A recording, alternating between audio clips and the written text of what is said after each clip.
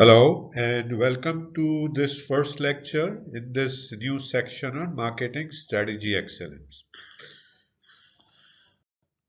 So the purpose of this new module is to describe what is marketing strategy excellence in depth. Again, we are talking about doing everything in deep enough for you to help gain marketing strategy excellence.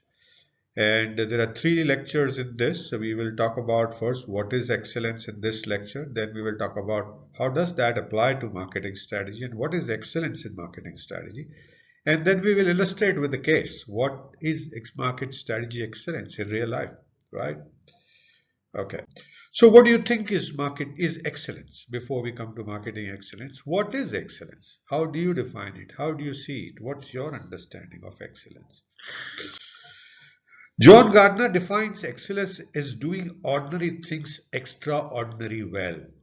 Now, I tend to agree with that. I have similar things. We deal with excellence every day in our courses, in our websites, in our work, in my life so far. So, excellence is doing extraordinary well. Now, it could be ordinary things, it could be extraordinary things, and if you're doing extraordinary things extraordinary well, oh, you are going to succeed like hell, right? So excellence is doing things extraordinary well, whether ordinary or extraordinary things. Is it doing better, doing big outcomes, getting big outcomes versus small outcomes? Is it that? Not really. You know, big outcomes are relative again. If an industry is not doing well at all, and if I do better than the industry average, I do become big in terms of outcome can be big. So in some way, it can be seen as doing extraordinary compared to the average. So it's not versus one outcome that you do better. Let's look at what does that really mean. So it's being an outlier. It's so if you have a population in the people who are competing with you, who are doing same thing that you are doing, and most of them get results around the center in mode, median, mean, right? And you are far ahead. You are far ahead on the curve on the right hand side, on the positive side, and that is what is called an outlier. So it's about being an outlier. So what is an outlier? The question you might ask is, okay, help me understand and define what is outlier. So let's read this story from the book called Outlier by Malcolm Gladwell, where he talks about a large number of outliers, a great personality like uh, Bill Gates, etc., etc. I don't remember all the names. I read it many years back. So it's a wonderful book that talks about the people who have done excellent in life, things that have happened excellently, and he calls this outlier. So let's read the story from Outliers to understand what is an outlier as he defines it. So this is a story, this is a Rosetta story, Rosetta mystery as he calls it. And this is the beginning of his book. So Rosetta lies 100 miles, it's a town in south of Rome in the foothills of the Italian province of Foggia. Now, I may not be pronouncing all these things correctly, but pardon me for that. In the style of medieval villages, the town is organized around a large central square. So typical old medieval town.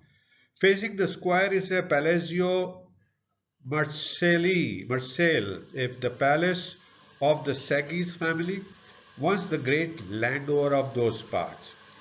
An archway to one side leads to a church, the Madonna del Carmine, Our Lady of Mount Carmine.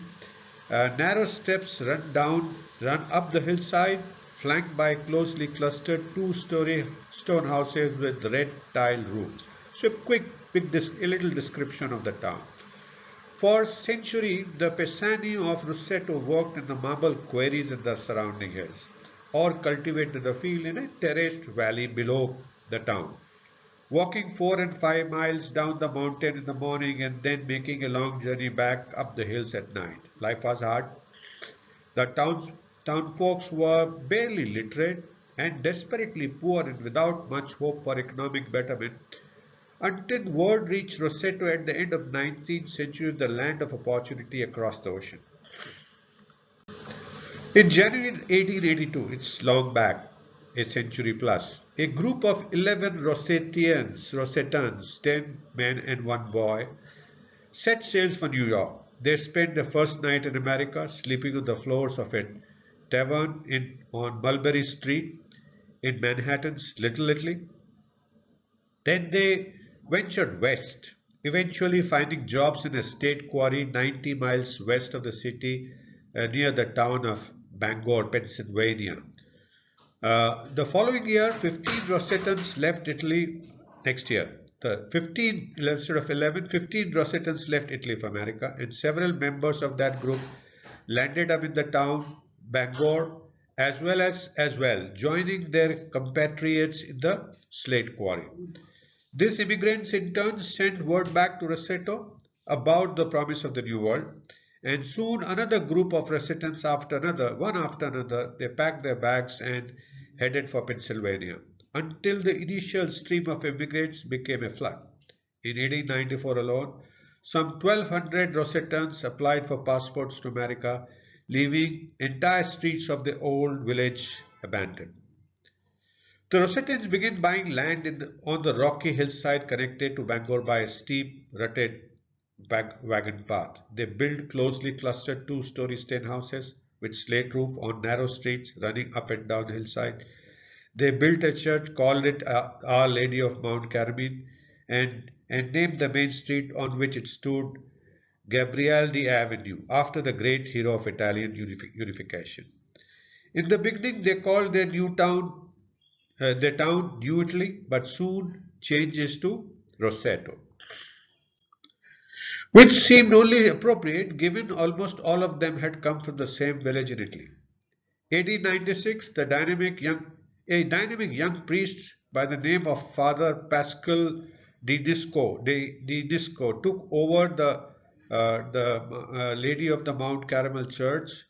Dinisco set up spiritual societies and organized festivals. He encouraged the townfolk to clear the land and plant onions, beans, potato, melons, and fruit trees in the long backyards behind their houses.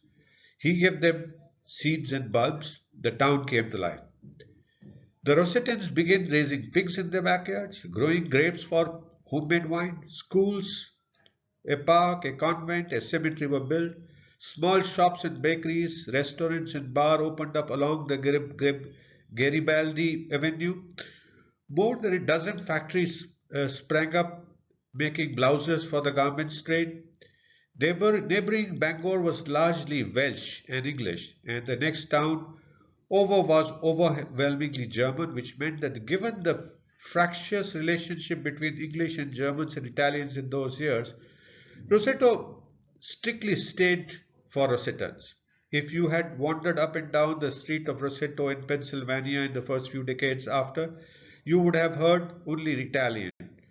Not just any Italian, but precise Southern Phrygian dialect spoken back in Italian Roseto. Roseto, Pennsylvania was its own tiny self-sufficient town, but all unknown by the society around it, and it might well have remained so but for a man named called Stuart Wolf. Wolf was a physician, very unconnected to what we are talking about. He studied digestion and the stomach and taught in the medical school at the University of Oklahoma. He spent his summers on a farm in Pennsylvania, not far from Roseto. Although that, of course, did not mean much, since Roseto was so much in his own world that it was possible to live in the next town and never know much about it. One of the times when we were up there in summer, this would have been in the late 1950s, uh, uh, Wolf says, I was invited to give a talk at the local medical society. After the talk was over, one of the local doctors invited him to have a beer, and while we were having a drink, he said, I've been practicing for 17 years. I get patients from all over, but I rarely find any from Roseto under the age of 65 with heart diseases. Wolf was taken back. This was 1950s, years before the advent of cholesterol-lowering drugs and aggressive measures to prevent heart diseases. Heart attacks were an epidemic in the United States at that point of time. They were the leading cause of death in men under the age of 65. It was important to be a important to be a doctor, in a common sense said, but not see the heart disease. Wolf decided to investigate. He enlisted the support of some of his students, colleagues from Oklahoma. They gathered together the death certificates from the residents of the town, going back as many years as they could. They analyzed the physician's record. They took medical histories and constructed family genealogies. And he said, we got busy. We decided to a preliminary study. We started it in 1961. The mayor said, all my sisters are going to help you. They had four sisters. He said, you can have the town council room. And Wolf asked, where are you going to have the council meeting? And the mayor said, well, we will postpone them for a while. The ladies would bring us lunch. We would have little booths where we could take blood, do EKGs. We were there for 4 weeks. Then I talked about the authorities. They gave us the school for the summer. We invited the entire population of Roseto to be tested. Entire population. The results were astonishing. In Roseto, virtually no one under 55 would have died of a heart attack or showed any signs of a heart disease. For men over 65, the death from heart disease in Roseto were roughly half that of United States as a whole. Half. The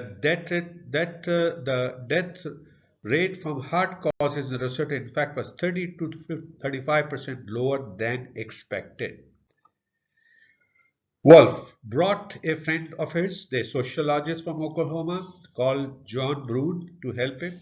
I hired medical students and sociologists, grad students as interviewers, and Roseto, we went house to house, talked to every person aged 21 and over, every person. And Brood remembers. This happened more than 50 years ago when the book was written, but Brood still has a sense of amazement in his voice as he described what he found. There was no suicide. He found that there was no suicide, no alcoholism, no drug addiction, and very little crime. They did not have anyone on welfare. There was no welfare scheme. Then we looked at the peptic ulcer. They didn't have any of those either. The people were dying only of old age. That's it. So Wolf profession has a name for a place like Roseto, or a situation or an event or a thing called Roseto, a place that lies outside everyday experience, where the normal rules do not apply, and that's an outlier. So an outlier is a Roseto, if you can remember this story. So what is excellence? Let's summarize here. Excellence is doing ordinary things extraordinarily well.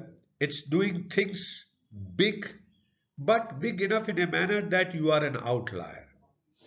You could be big if you are on, you need to be big enough, significantly big to be an outlier. It's a place, thing, event, strategy that lay outside everyday experience where the normal rules do not apply is the Roseto. So what do we do next in the next module? We will now see is how can we apply this understanding of excellence to marketing strategy and define and describe what is marketing strategy excellence. So thank you so much for watching this first lecture of marketing strategy excellence in this module, in this section on marketing strategy excellence. I hope you will continue to learn new things, continue to enjoy, and I do look forward to see you again in the next lecture.